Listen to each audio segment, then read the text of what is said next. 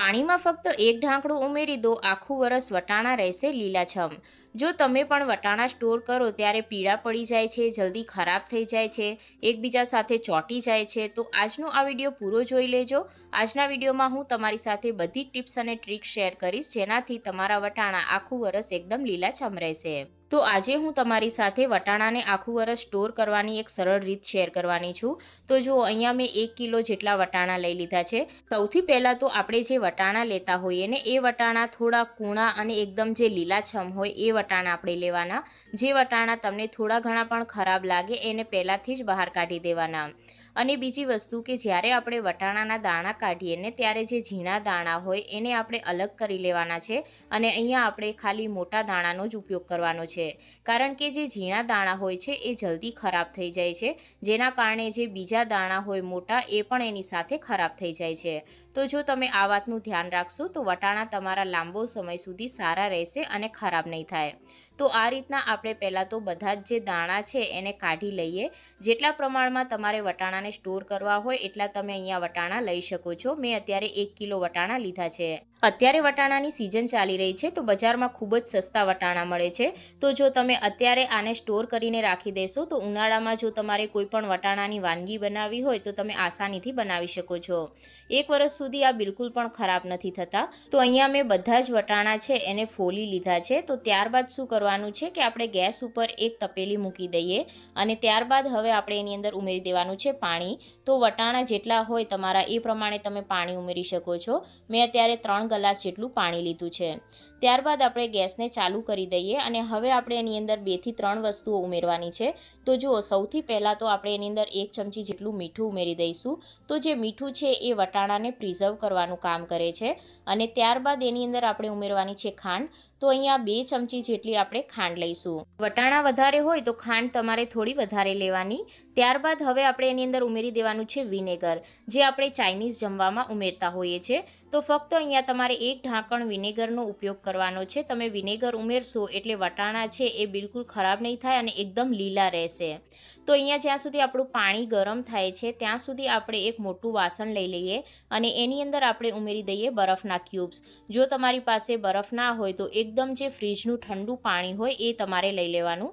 ત્યારબાદ આપણે એમાં 2 ગ્લાસ જેટલું નોર્મલ પાણી ઉમેરી દઈશું, જેથી બરફવાળું પાણી એકદમ ઠંડુ થઈ જશે. ત્યારબાદ હવે શું કરવાનું છે કે આ જે આપણું પાણી ગરમ થઈ ગયું છે એની અંદર આપણે વટાણા ઉમેરી દેવાના છે. હવે આપણે ગેસને બંધ કરી દેવાનો છે અને વટાણાને ફક્ત આપણે 1 જ મિનિટ જેટલું આ પાણીની અંદર રાખવાના છે. એનાથી વધારે તમારે ગરમ પાણીમાં વટાણાને નથી રાખવાના. તો અહીંયા આપણે આ રીતના ઝારાની મદદથી જે પાણી છે ગરમ એને કાઢી લઈએ. ત્યારબાદ વટાણાને આપણે બરફવાળા પાણીની અંદર ઉમેરી દઈએ, જેથી એની કુકિંગ પ્રોસેસ છે એ બંધ થઈ જાય. તો જો અમે આને ઠંડા પાણીમાં ઉમેરી દીધા છે. ફરીથી આપણે ઝારાની મદદથી વટાણાને બહાર કાઢી લેવાના છે. તો જેટલા પણ વટાણા હોય એને આપણે પહેલાં તો ઝારાની અંદર લઈ લઈએ. જો તમે અમુક વાતોનું ધ્યાન રાખશો ને તો વટાણા તમારા આખું વરસ એકદમ લીલાછમ રહેશે, બિલકુલ પણ પીળા નહીં પડે અને એકદમ ચીકણા પણ નહીં થાય. તો જો ફ્રેન્ડ્સ, અહીંયા મેં વટાણાને બહાર કાઢી લીધા છે. ત્યારબાદ હવે શું કરવાનું છે કે આ વટાણાને આપણે સૂકવવાના છે. તો અહીંયા શું કરવાનું છે કે કોઈ પણ તમારી પાસે આવું સુતરાઉ કપડું હોય કે રૂમાલ હોય એ તમારે લઈ લેવાનો, અથવા તો કોઈ પણ દુપટ્ટો. એની ઉપર આપણે આ વટાણાને આ રીતના પાથરી દઈશું. અહીંયા તમારે વટાણાને બિલકુલ પણ તડકામાં નથી સૂકવવાના કે પંખા નીચે પણ નથી સૂકવવાના. એમ જ તમારે આમ જ રહેવા દેશો એટલે 4 થી 5 કલાકમાં વટાણાનું જેટલું પણ પાણી હશે એ બધું સુકાઈ જશે. તો જો અહીંયા 4 થી 5 કલાક થઈ ગયા છે અને વટાણાનું જે પાણી છે એ સુકાઈ ગયું છે. હવે આપણે એને ઝીપલોક બેગની અંદર ભરી લઈએ. તો આ રીતની જે ઝીપલોક બેગ છે આસાનીથી તમને માર્કેટમાં મળી જશે. આ રીતનું બોક્સ આવે છે જેની અંદર 15 જે ઝીપલોક બેગ હોય એ આપણને મળી જાય છે. તો જો તમારે કોઈ બીજી વસ્તુને પણ પ્રિઝર્વ કરીને રાખવી હોય તો એમાં પણ તમે એનો ઉપયોગ કરી શકો છો. હું તમને લિંક ડિસ્ક્રિપ્શન બોક્સમાં આપી દઈશ. જો તમને ઓફલાઈન નથી મળતી તો ઓનલાઈન તમને મળી જશે.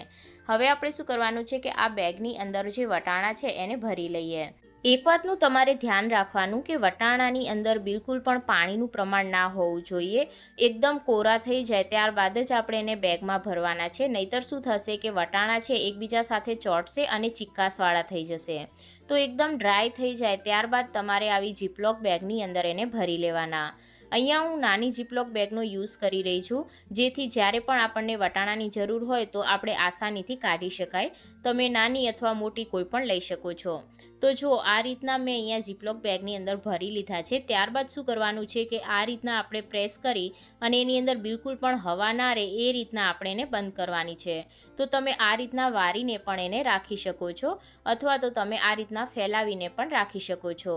કોઈ પણ રીતે તમે વટાણાને સ્ટોર કરી શકો છો. જો તમે આ રીતના વટાણાને સ્ટોર કરશો ને તો આખું વર્ષ સુધી બગડશે નહીં અને પીળા પણ નહીં થાય. જો તમારી પાસે જીપલોક બેગ ના હોય તો તમે આવા કન્ટેનરમાં પણ રાખી શકો છો. આને તમારે ફ્રીઝરની અંદર સ્ટોર કરવાની છે. તો ફ્રેન્ડ્સ, આ વિડીયો તમને પસંદ આવ્યો હોય તો લાઇક, શેર અને ચેનલને સબસ્ક્રાઈબ જરૂરથી કરજો.